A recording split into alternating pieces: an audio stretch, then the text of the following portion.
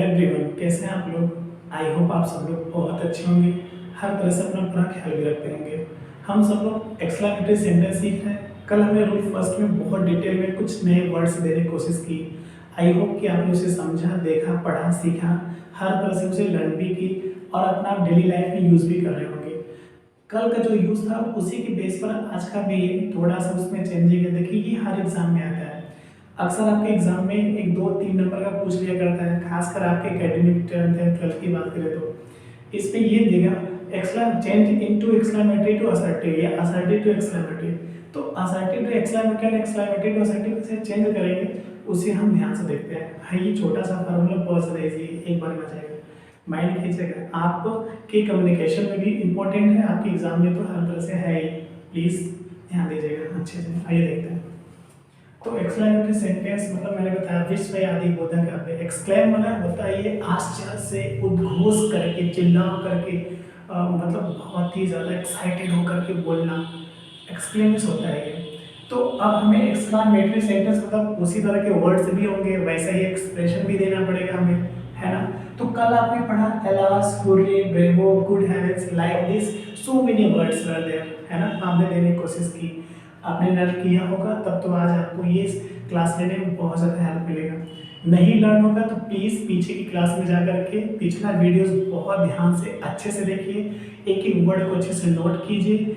उसके बाद फिर आप ये देखेंगे तो आपको बहुत ज़्यादा हेल्प मिलेगा। फिलहाल मैं कोशिश करता हूँ मैं समझाने की, क्योंकि सारी चीज़ें तो नहीं लिख सकता, बट सेंस के अकॉर्डिंग आपको बस यही चार चीज़ें, जैसे सैड देख रहे हैं आप, यदि एलास शब्द लिखना है आपको, जैसे कोई दुख की सेंटेंस लिखनी है, मैं एग्जाम्पल के माध्यम से ये करता हूँ। जैसे मैंने कल आपको दिया था alas my grandfather is no more. इसका मतलब बड़े दुख की बात है, मतलब कोई भी दुख के साथ किसी को सूचित कर रहे हैं, बता रहे हैं, तो आप जो है एलास शब्द का प्रयोग करेंगे, ठीक है ना। तो एलास माई ग्रैंडफादर, मेरे दादाजी अब नहीं रहे। इसका मतलब अब वो शायद इस दुनिया में नहीं है, उनका डेथ हो चुका है, जिस एक्सपायर्ड, ओके ना, पास्ड अवे। तो बनाना कैसे होगा हमें, चूंकि हमने बताया एलास शब्द लगाकर बनाइए, या फिर आप it is matter of sad that लगाकर बनाइए। आपकी मर्जी, दोनों में से दोनों सही है, जैसे जो आपको बोलना। हाँ ये बोलते हैं ये एक्सक्लेमेशन कहलाएगा, इसके नीचे आप it is matter of sad लगा के बोलते हैं तो वो भी सेंटेंस सही है, बना देते हैं वो भी। अब ये एलास शब्द के स्थान पे it is matter of sad that लिख दिया जाएगा। चलिए बनाते हैं, इट इज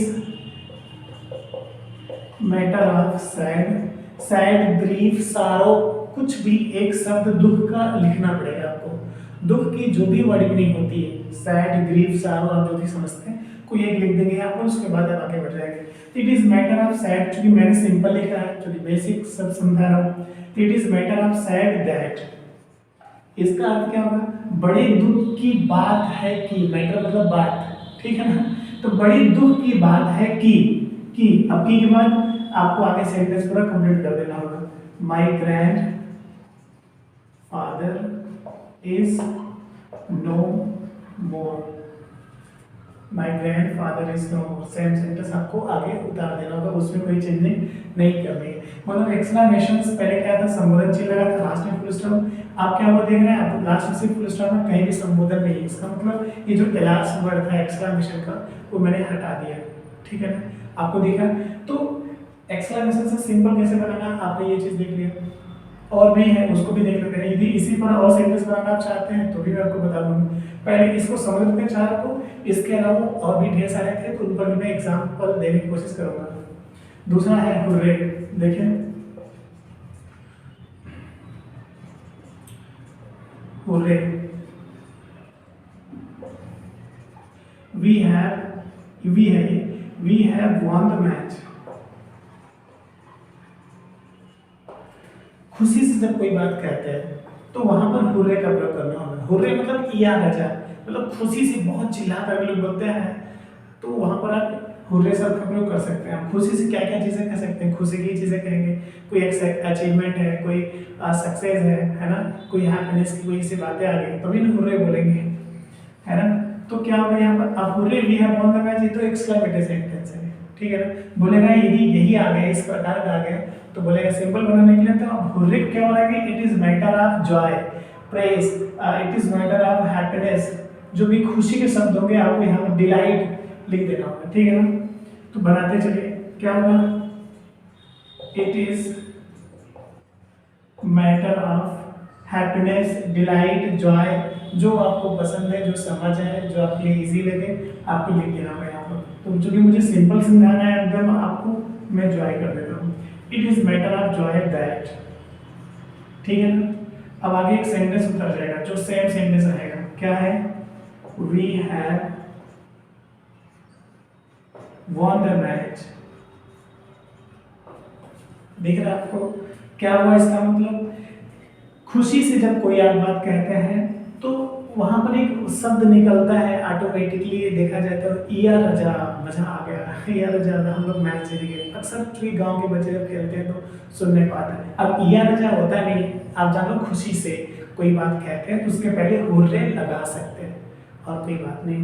अब hurray we have won the match, अब इस हुर्रे को हटाना होगा तभी सिंपल बनेगा। तो उसके स्थान पर आपको it is matter of Joy, it is matter of delight, it is matter of happiness, में से कोई लिख देना होगा, ठीक है। खुशी के एक शब्द जो होंगे वो यहाँ पर लिख देने होंगे, कर लेंगे आप। अभी दैट करेगा सेंटेंस उतार देंगे हम, ठीक है। अब एक चीज और ध्यान दीजिएगा, यदि आप ये मैटर ऑफ नहीं लगाना चाहते हैं तब भी सेंटेंस सही माना जाएगा। जैसे इट इज सैड दैट या इट इज जॉय दैट, तो भी सही है sentence. It is matter of sad that मतलब खुशी की बात है, वो जो बात शब्द है उसके लिए लगाते हैं तो भी अच्छा लगता है और कोई बात नहीं, ठीक है। समझ रहे हैं आप मेरी बात को। So it is matter of joy, delight या happiness that we have won the match. ये अब आपका सिंपल हो गया, एक्सक्लेमेटरी से आपने सिंपल बना दिया। दूसरा देखते हैं bravo.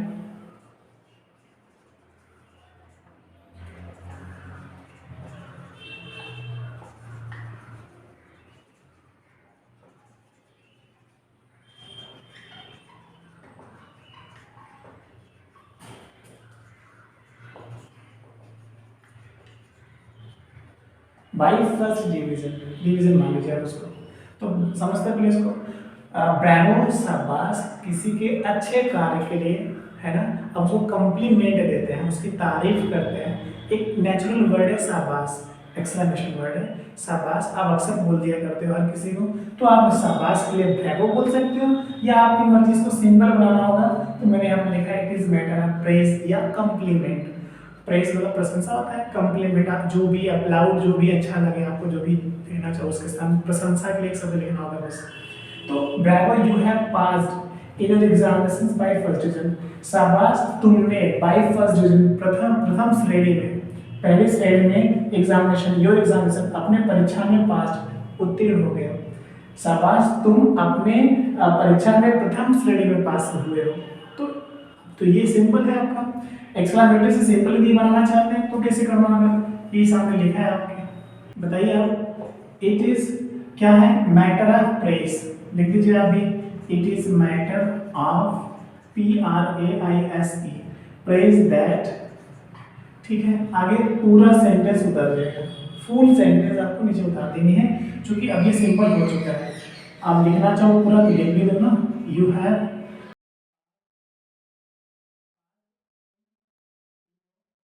in your examination by first division, बाकी सेम सेंटेंस उतर जाएगा, आपने बताया आपको।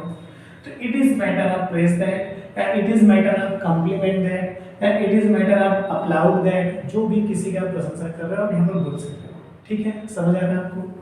एक और भी देखते हैं, गुड हैवेंस मतलब कोई भी बात आश्चर्य से कहने के लिए, मतलब आपको बिलीव नहीं हो रहा कि कैसे हो गया बट सामने वाले ने कर दिए तो आप फिर आपको गुड हैवेंस बोलना होता है। तो गुड हैवेंस आपको अच्छा नहीं लग रहा है, बोल नहीं लेता, it is matter of surprise that बोल दीजिए, इट इज एमएस दैट। चलिए बनाते हैं, पहले आप लिखिए गुड हैवेंस। गुड हैवेंस मतलब आश्चर्य से, अब कोई आश्चर्य से आप बात कहने वाले हैं, वो कौन सी बात कहेंगे यही आपको समझना है अच्छे से, ठीक है ना। क्योंकि गुड हैवेंस बोलना बड़ी बात नहीं है, ये तो सिंपल वर्ड्स ही थे, कल मैंने ढेर सारे लिख दिए तो वो तो याद हो सकता है आपको, लेकिन उसके बेस पर उससे रिलेटेड एक सेंटेंस लिखना ये बड़ी चीज है, ठीक है ना। तो अब एक सेंटेंस आपको लिखना होगा, चलिए लिखते हैं। 'गुड हैवेंस, 'गुड हैवेंस मतलब आश्चर्य से, अब कोई आश्चर्य से बात कहने वाले हैं, वो कौन सी बात कहेंगे यही आपको समझना है अच्छे से, ठीक है ना। क्योंकि गुड हैवेंस बोलना बड़ी बात नहीं है, ये तो सिंपल वर्ड्स ही थे, कल मैंने ढेर सारे लिख दिए तो वो तो याद हो सकता है आपको, लेकिन उसके बेस पर उससे रिलेटेड एक सेंटेंस लिखना ये बड़ी चीज है, ठीक है ना। तो अब एक सेंटेंस आपको लिखना होगा, चलिए लिखते हैं। 'Good heavens, he passed through a dense forest। अब समझिए इसका मतलब, he passed through a dense forest alone। आश्चर्य की बात है कि कोई अकेले घने जंगल को पार कर जाए, पूरा इस पार से भी कोई हिलना शुरू करे, जाना शुरू करे और उस पार निकल जाए अकेले, वो भी जीवित, तो आश्चर्य की बात है ये। तो लोग बोलते हैं कि क्या सच में ऐसा हो सकता है या ऐसा हुआ है, उसने किया है, तो वहां पर आप गुड हैबिट्स लगा करके एक सेंटेंस बोलना होता था आपको। अब आप यदि गुड हैबिट्स नहीं लगाना चाहते, आपको ये पसंद नहीं गुड हैबिट्स, तो करेंगे क्या, वहां पर आप लिख दीजिए it is matter of surprise that. हो सकता है ये बहुत ज्यादा आसान है, बनाइए it is matter of surprise that. Same sentence, complete sentence आपको नीचे लिख देना होगा। लिखा मैंने क्या है, he passed through a dense forest alone, ठीक है ना। ही पास्ड, वो गुजरा, थ्रू अ डेंस फॉरेस्ट, से होकर, थ्रू मींस से होकर, अ डेंस मतलब घने, फॉरेस्ट जंगल, एलोन मतलब अकेले, वह अकेले एक घने जंगल से होकर गुजरा, ठीक है। अब चूंकि आपने क्या किया, गुड हैबिट्स के सामने it is matter of surprise कर दिया, दैट मतलब की होता है, यदि आप नहीं लगाना चाहते तो भी सही है, मैटर ऑफ नहीं लगाना चाहते हो तब भी सही है। It is surprise that, it is amaze that, ठीक है। जो भी सरप्राइज, अमेज मतलब आश्चर्य के जो भी शब्द आप जानते हैं, कोई भी एक यूज कर दीजिए यहाँ पर, फिर आपको इस तरह से सेंटेंस बना देना होगा, ठीक है। कंप्लीट कर लेते हैं student. It is matter of surprise that क्या था, he passed through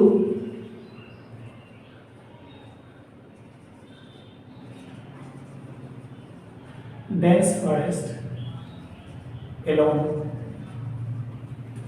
complete sentence लिख देना होगा। ये ऊपर वाली लाइन थोड़ा धूमिल दिख रही होगी क्योंकि मार्कर ब्लर हो गया था। मैं कंप्लीट कर दूं इसको फिर से, क्योंकि मैं बार बार बोल रहा हूँ, आपको ये भी माइंड करना है, जो चीजें हम लिखते हैं उसको हम बार बार एक्सप्लेन करते हैं, मुझे लगता है तब तो आना चाहिए ना आपको। चलिए अब ध्यान दीजिए, यदि आपने इसे नोट कर लिया, आप चलाते हो, तो मैं आगे की भी चीजों पर दे सकता हूँ। हमने जितनी भी चीजें लिखवाई हैं, ध्यान दीजिए, उसमें या तो सैड मतलब दुख प्रकट हो रहा है, या तो खुशी प्रकट हो रही है, या तो आश्चर्य प्रकट हो रहा है, या तो आप किसी की प्रशंसा कर रहे हैं, वो प्रकट हो रहा है। तो इन्हीं चारों पांचों में से कोई एक प्रकट होता है, उन्हीं में से कोई एक आपको सेंस लेकर के लिखना होगा, ठीक है। तो यदि खुशी प्रकट हो रही है, it is matter of joy, delight या हैप्पीनेस दैट कर देना होगा। बहुत से वर्ड ऐसे हैं जिनसे मैंने स्पष्ट रूप से लिख दिया है, वो चीज समझ में आ जाएगा आपको। आई होप कि आप उसके माध्यम से भी समझ लेंगे। इस बेस पर मतलब इन चारों के बेस पर उन सभी में आप सेंटेंस बना लेंगे। आप खूब ज्यादा अपने मन से भी सेंटेंस बनाने की कोशिश कीजिए, अपने लैंग्वेज में नोट करने की कोशिश कीजिए, और जितने ज्यादा शब्दों का आप प्रयोग करेंगे अपने कम्युनिकेशन में, उतनी ज्यादा चीजें आसान होती चली जाएंगी आपके लिए।